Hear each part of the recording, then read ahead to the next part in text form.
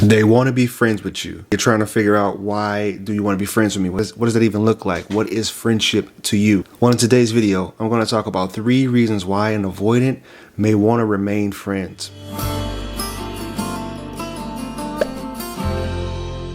Thank you for sticking around. If this is your first time viewing me, do me a favor and subscribe to the channel by clicking that subscribe button and ringing that bell so you're notified for all the newest coaching content. Before I get into the content, if you want my help personally, the quickest way to get into contact with me is through my website or through my Patreon account. All of those links in the description below. I have a little bit of housekeeping that I want to do. If you guys are new to the community, to this channel, and you're not familiar of what this channel is bringing, what this channel is all about, it's all about love, support, and it's really discouraging to see people come into the comment section and slander each other and to become negative. This isn't what this community is all about. It's about healing. It's about sharing our experiences and personal development. So if this isn't the channel for you, I would advise you find a new channel. But for here, we're all about loving and encouragement.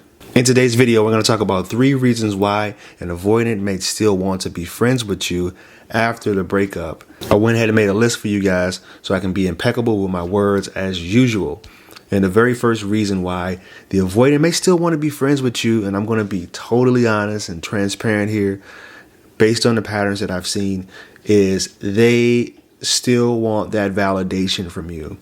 Now, you may have been someone that was speaking their love languages. You may have been someone that really flew too close to the sun and got their wings clipped because they were able to open up to you. They were able to be vulnerable with you, and they understand that you guys may have had a connection. So I'm going to get to that later on, but they're looking for validation. They're looking for someone to make them feel like they are valuable, and they're just trying to get their needs met. Now, you got to understand, as human beings in general, by and large, we all want our needs to be met.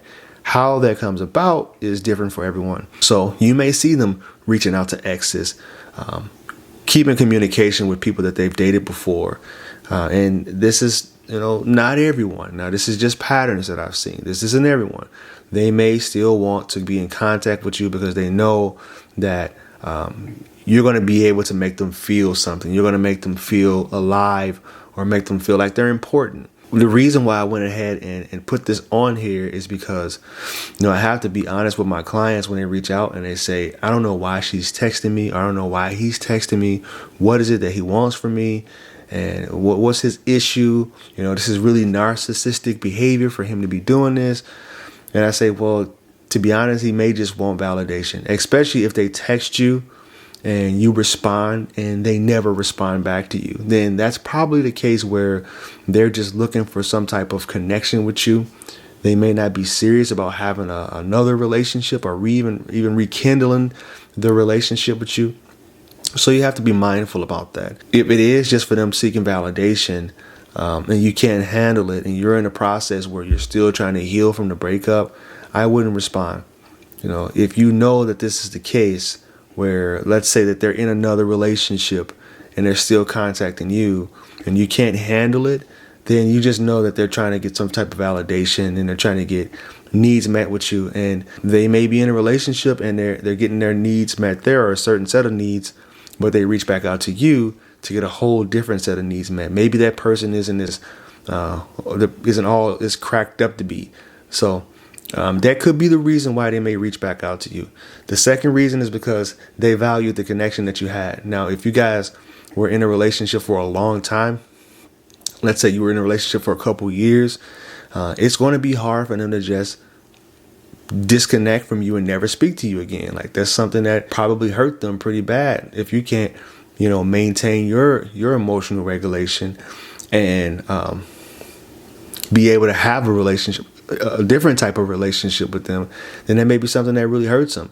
So if this is the case where they just value the connection that you had, and you guys will know if you're in a relationship with them and you know that you guys had a pretty strong bond, you had a pretty strong connection, then it'll be hard for you to sever that ties also. I mean, let's be honest, it's not every day that someone comes along that feels like your best friend. I mean, you may have that connection maybe once or twice a decade, but when you feel it, it is definitely something that's really hard to let go of.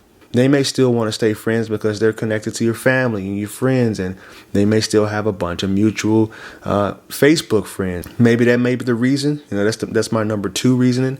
And that's really a hard one to tell, unless, especially if you guys had a really short relationship. Let's say that the relationship lasted for less than 3 months or less than 6 months, then I would say it's probably more of the reason that they're looking for that validation to know that, hey, you're still there. And then the third reason is they may want to revisit the romance. And they usually feel like if they're reaching out to you, it should be obvious why they're reaching out to you. All right. I'm reaching out to you clearly because I still love you.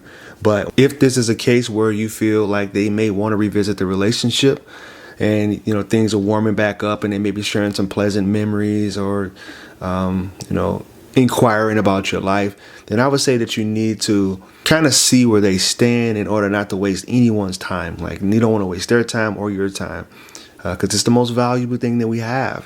Time is non-refundable. It's non-negotiable. It is negotiable. It's non-refundable, though. You don't get an instant rebate on the time that you spend with someone. So I would say that you gotta ask, if they want to meet up in person. And I know you're supposed to take baby steps. And I guess it all depends on like a bunch of different nuances in the end of the relationship. Like, was it toxic? Was it an environment where you guys kind of like abruptly ended? Or was it something that just slowly fizzled out? If it was something that slowly fizzled out, then you may be kind of wasting your time, because as a pattern that I've seen, they typically don't want to revisit that relationship after. But if it was something where there was like a disagreement and the relationship ended abruptly, of course, if it was something like cheating or something, then you may not have a chance. But those are all the little different scenarios that may happen at the end of the breakup.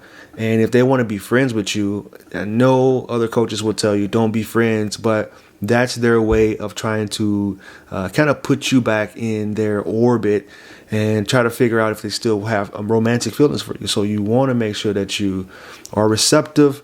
You're not overly eager, and you're not trying to move too quickly, because, I've had people in the past tell me I'm not there yet. Like, I understand that we were at this level when we broke up, but it takes a while for them to build back up to want to be with you again. So if you found this video of any value, go ahead and click this link right here where I talk about why the avoidant won't chase. And if you want to check me out on my other social media accounts, Twitter, Instagram, Facebook, is I am Coach Court. And always remember this: when you go be love, you'll never have to find it. Namaste.